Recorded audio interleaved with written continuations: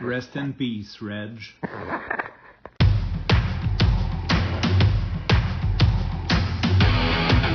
Il aime le code. Il faut que la communication soit codée, mais de façon claire et transparente. La rigidité, c'est pas pour nous. Mon nom est Francis Parent-Valquette et vous écoutez le Sandro Show. Mais le plus important, c'est qu'il est bélier. Je sais pas si tu me suis depuis assez longtemps ou si on est assez proche pour savoir que je fais un régime, je suis une diète d'information. Sans information en fait. Donc, j'évite au maximum, pas j'évite en fait, j'en consomme à peu près pas de nouvelles. Donc, j'écoute pas les nouvelles, je lis pas les journaux, j'évite tout ce qui est, même maintenant, depuis quelques années, je suis très peu sur les réseaux sociaux. Bonne nouvelle, les réseaux sociaux, bonne nouvelle, c'est vraiment pas une bonne nouvelle mondiale, mais les réseaux sociaux ont arrêté peut-être c'est peut-être juste mon algorithme à moi, mais de toute façon, quand j'ouvre les réseaux sociaux, j'ai pas les nouvelles qui m'intéressent pas. En fait, j'ai pas de nouvelles pantoute, j'ai juste des coachs qui veulent me vendre une recette de gâteau avec des protéines. Fait que je pense que je suis juste pas la niche. Mais tout ça pour dire, j'écoute pas les nouvelles. Puis des fois, quand je dis ça aux gens, parce que des gens sont comme t'as-tu vu Trump ou whatever, peu importe c'est quoi la nouvelle, puis je suis comme désolé, j'écoute pas les nouvelles, puis ils sont comme t'écoutes pas les nouvelles. Il y en a qui sont quand même good for you, puis il y en a d'autres qui vont me questionner là-dessus. Ils sont comme oui, mais t'as pas besoin de t'as pas peur d'être mal informé ou tu sais, puis je leur dis écoute, si je connais pas les nouvelles importantes, ils viennent à moi. J'ai pas besoin d'écouter les nouvelles ou de lire les nouvelles pour savoir ce qui se passe d'important sur la planète. Puis, tu sais, je donne toujours comme exemple, je dis, quand la pandémie a été déclarée, je suis pas allé travailler ce matin-là en pensant qu'il n'y avait pas une pandémie mondiale, là. J'ai su qu'il y avait une pandémie, j'ai su qu'il fallait que je reste chez nous, j'ai su qu'il fallait que je lave mes carottes quand je les recevais. Fait que, tu sais, tout ce qui est important, les nouvelles viennent à moi, surtout plus que je dis aux gens ça, puis ça me donne des fois aussi des raisons de chit-chat. Tu sais, des fois, je vais parler à quelqu'un, puis là, il va me dire « Ouais, t'as-tu vu telle affaire? » Je suis comme « Non, j'écoute pas les nouvelles, peux-tu me dire comme qu'est-ce qui se passe? » Fait que j'en reçois quand même une portion. Puis pourquoi j'écoute pas les nouvelles? J'ai réalisé en partie que ça vient de Tim Ferriss et de Grant Cardone dans des formations que j'ai faites, puis dans le livre The 4-Hour Work Weeks, il en parle. C'est beaucoup de négativité. Tu sais, Grant Cardone est beaucoup dans tu peux driver le monde avec des paroles, puis quand tu écoutes les nouvelles, il y a juste de la négativité, fait que tu feel down. Puis c'est vrai que moi, quand j'écoute les nouvelles, je me sens mal après. C'est toujours des histoires d'horreur qui nous montent là-dedans. Puis je sympathise, ne me méprends pas, là, je ne suis pas sans cœur, je ne suis pas anti-sympathique aux causes de ces gens-là qui vont pas bien, sauf que ça m'amène à rien de savoir ça. Puis, il y a ce côté-là. Puis l'autre chose, c'est que trop d'informations, ça crée du bruit, puis ça nous donne de la difficulté à prendre des décisions. Fait qu'il y a le côté négativité, il y a le côté beaucoup de peur. Tu sais, c'est sûr, tu écoutes les nouvelles, puis là, tu vois que, je sais pas, il t'est arrivé un malheur à un enfant, mais là, tu as peur que tes enfants, ce malheur-là arrive. Puis, tu sais, des fois, j'entends des conversations, puis je suis comme, OK, ces gens-là, là, s'ils écoutaient moins de nouvelles, là, ils auraient bien moins peur. Là. Tu sais, des fois, tu es dans un café, tu entends des conversations, puis c'est comme... T'es comme, OK, mais le risque est minime, mais comme l'information est diffusée, puis que les gens, c'est comme, il y a une concentration. Tu sais, écoutes 30 minutes de nouvelles, c'est 30 minutes de mauvaises nouvelles, ou à peu près. Fait que tu as l'impression que tout va mal dans le monde, tu sais. Quand dans les faits, il y a beaucoup plus de monde. On va parler au Québec. Là. On ne parlera pas dans le monde entier. On va rester dans notre région. Sur les 8 millions de personnes au Québec, la majorité se sont couchés hier soir en sécurité, en santé, se sont levés ce matin en santé, en sécurité, sans que rien n'ait arrivé. Il n'y a pas eu d'home invasion chez eux, ils n'ont pas eu d'accident, leurs enfants ne sont pas morts. Je veux dire, la majorité, tu sais. Puis quand je dis la majorité, j'ai pas les chiffres, là, mais c'est la grosse majorité, tu sais. Fait que c'est sûr que de focaliser sur le négatif, c'est difficile. De toute façon, c'est pas vraiment de ça que je veux te parler, c'est que j'ai reçu un texto, parce que comme je dis aux gens que j'écoute pas les nouvelles, puis que, tu sais, les nouvelles importantes, les gens savent que quand il y a une nouvelle importante pour moi, ils vont se faire un plaisir de me la transmettre. Ben, j'ai reçu un texto tantôt de mon oncle qui me dit « Ton prof de natation est mort, 90 ans. » Puis, mon prof de natation, ben, c'est Régent Lacourcière. Si jamais tu le connais pas, c'est une légende, j'allais dire une légende vivante, mais jusqu'à hier, c'était une légende vivante. Aujourd'hui, c'est une légende morte. C'est un homme qui est né, puis là, je n'ai pas toute sa bio, là, j'ai lu vite fait, là, il est né en 1935, puis en gros, il a gagné la traversée du lac Saint-Jean. C'est un de nos grands nageurs québécois, puis à un certain moment, puis il était très avant-gardiste sur beaucoup de techniques, sur même les matériaux à utiliser et tout.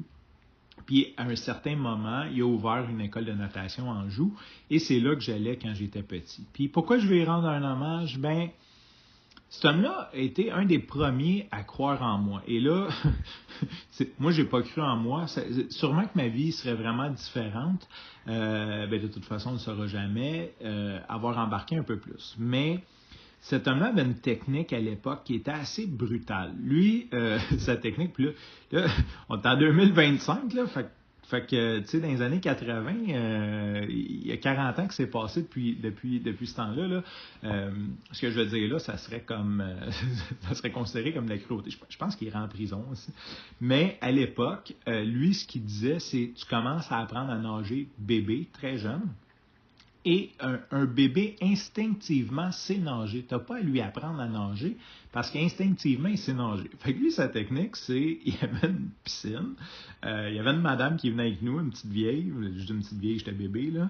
Puis là, on jouait avec des cubes dans l'eau, là, puis je sais pas trop, on allait dans une petite patte aux joueurs. Puis à la fin du cours, lui, il arrivait. Puis là, on se mettait tout en ligne, puis il nous calait la tête dans l'eau. Carrément, il nous prenait, on avait un flotteur dans le dos, puis il nous calait, genre, il nous mettait la tête en dessous de l'eau, puis jusqu'à temps qu'on fasse plus de bulles, ou à peu près. Ça c'est ma perception, là, ça devait être 4 secondes, mais dans ma tête, c'était comme 1 heure. Puis là, quand on arrêtait de faire des bulles, il nous lâchait, puis on ressortait de l'eau. Fait que lui, dans le fond, son astuce, c'était de montrer, par cette façon-là, que tu sais nager, puis que tu es capable de sortir de l'eau.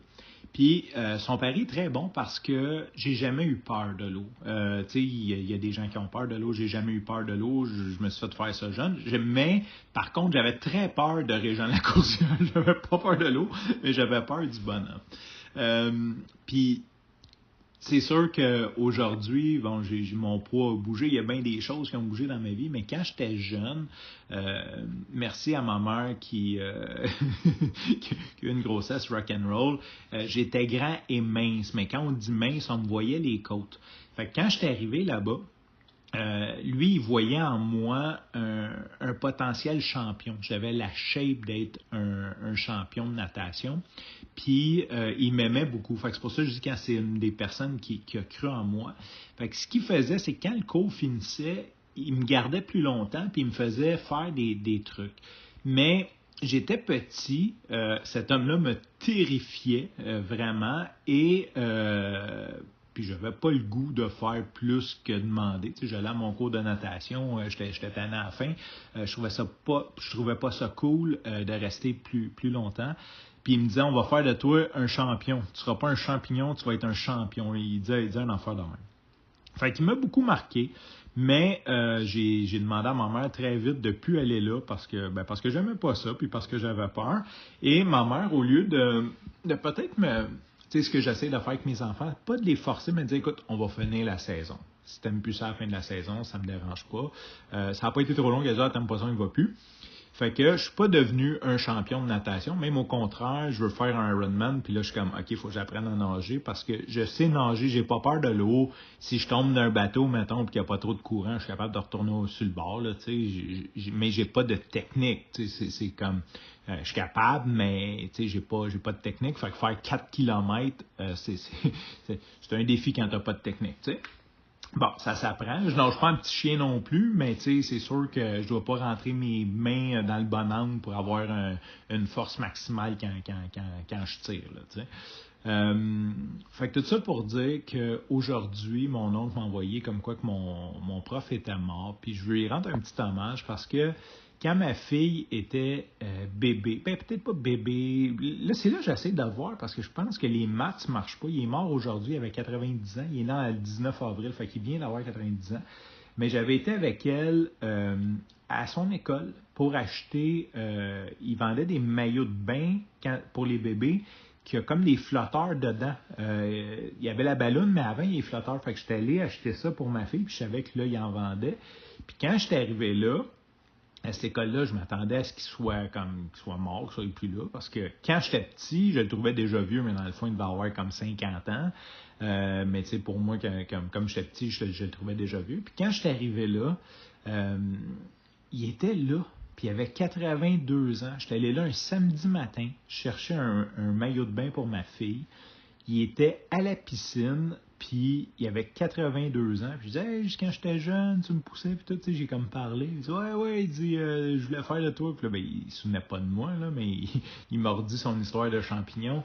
Puis, fait que tout ça, puis il avait 82 ans. Quand il m'a serré la main, là, cet homme-là était bâti, en forme, en santé.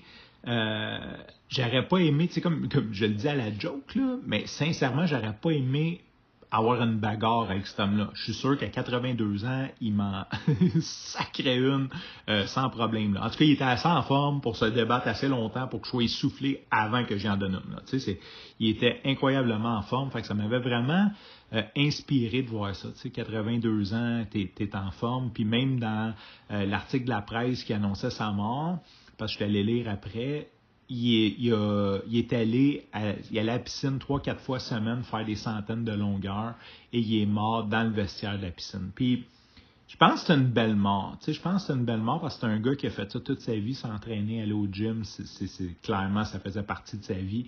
Dans le vestiaire, est-ce qu'il aurait été mieux de mourir dans la piscine, je sais pas. Mais tu sais, il est quand même mort en pratiquant le sport qu'il aimait à 90 ans.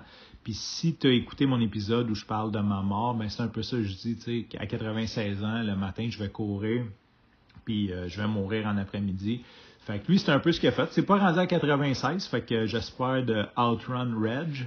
Mais je te souhaite un beau voyage, Régent, puis on se revoit un jour.